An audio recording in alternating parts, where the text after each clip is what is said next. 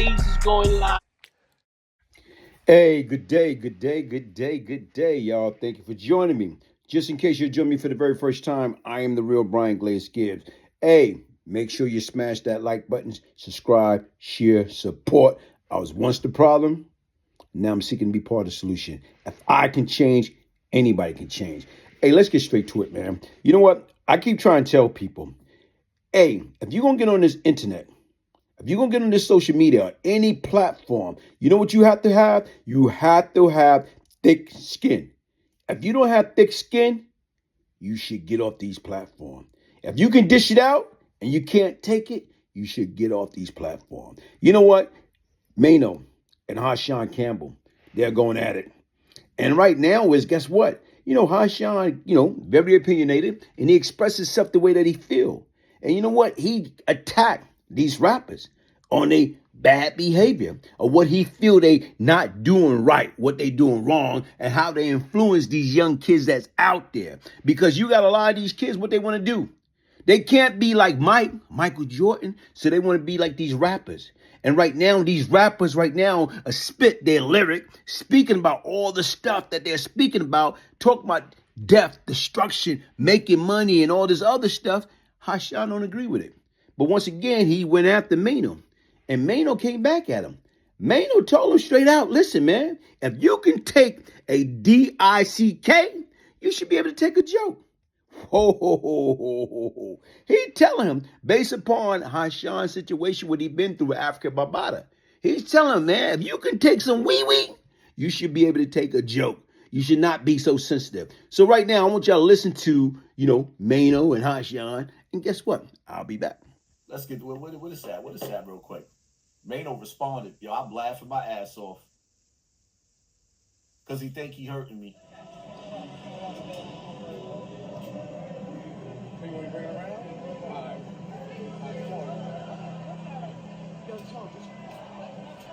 Yo, check this out. Let me tell you niggas something. No nigga that ever took a dick, been a fuck doll, fuck boy, fuck toy, plaything for a grown man could ever stand on two legs and have anything to say about me, man. Nothing. You don't got a leg to stand on to be speaking on no nigga, and we allow you to do that. And we understand why, because you dealing with a deeper, darker sexual demon than we all could understand, my nigga. We can't even be going back and forth. I can't go. If you could take a dick, you could take a joke. You could take anything, my nigga. You can take anything. You take a dick, you can take a joke, my nigga. Like, at the end of the day, you are the greatest because you did all that. No nigga that ever been a victim on that type of level can have anything to say about me, my nigga. We understand what's going on. You like my style. I don't give a fuck if I was 75 years old in a club full of 3 people. I'm doing what the fuck I want because what I'm doing ain't got nothing to do with what you got going on, my boy. But we gonna allow you to run your content, do your thing, get your money, my nigga. Stop talking money. You don't know what you talking about. But we allow you to do that because guess what? We can't be going back and forth with no nigga that been a victim in that kind of way. Because guess what, black man? I can't even identify with what you've been going through, my nigga. Them crying in the middle of the motherfucking street, breaking down all those because you fighting your sexuality. And I hate to think what you really be doing on those videos when you watching this. I would hate to really think what you really could be doing with those videos when you watching this.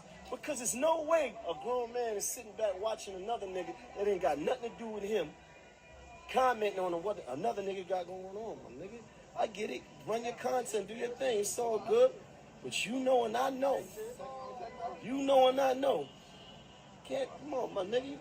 It's videos of this nigga out here having hope. I'm not gay. Get your hands off me. Come on, man. Man, do your thing, man. Have fun, man. Do your thing, man. But like I said, no nigga that took a dick could ever play with me. Could ever play with me. Ever. Ever. And fuck being outside. Yeah, I'm outside. Everybody know I'm outside. This ain't about that.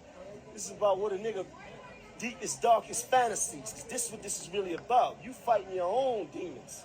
Not mine. But do your thing, my brother. God bless you. Okay, you just heard Maino responds back to Hassan Campbell. And right now, the $1,000,000 question is Maino right or is he wrong? Is Hassan right or is he wrong? Or right now is how do we come to a happy medium, a happy ending? But once again, like I keep trying to tell people, once again, if you don't have thick skin, do not get involved and participate with this social media. You have to have thick skin. You know what social media remind me of when I was a kid? When people used to rank out each other. I'm talking about here it is right now. It's growing up in the project, growing up in the hood back in the days. When people get on you, they get on you. And if you didn't have a good comeback or you didn't have a knuckle game or whatever, people will rag you. So that's what this internet is all about, man. This internet is you have to have thick skin. This man gonna come back and his response to him is right now is if you can take a DICK, you should be able to take a joke. Wow.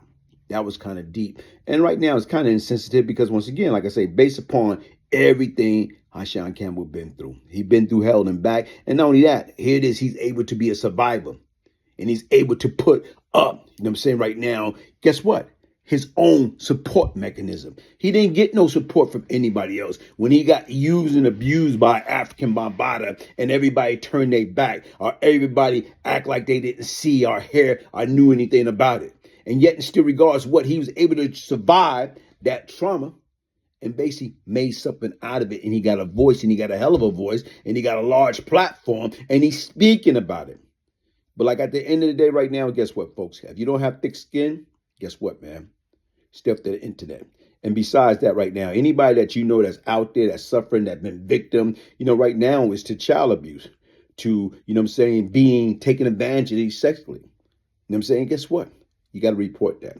Hey, hit the like button, subscribe, share, support. I am the real Brian Glaze Gibbs. If I can change, anybody can change. One love. Weapon charges. Guess what happened? Yeah, I'm a minute. Because Brian had associated himself with probably the most ruthless and notorious cocaine crack enterprise in the city, that being Howard Happy Mason and Lorenzo Fat Cat Nichols.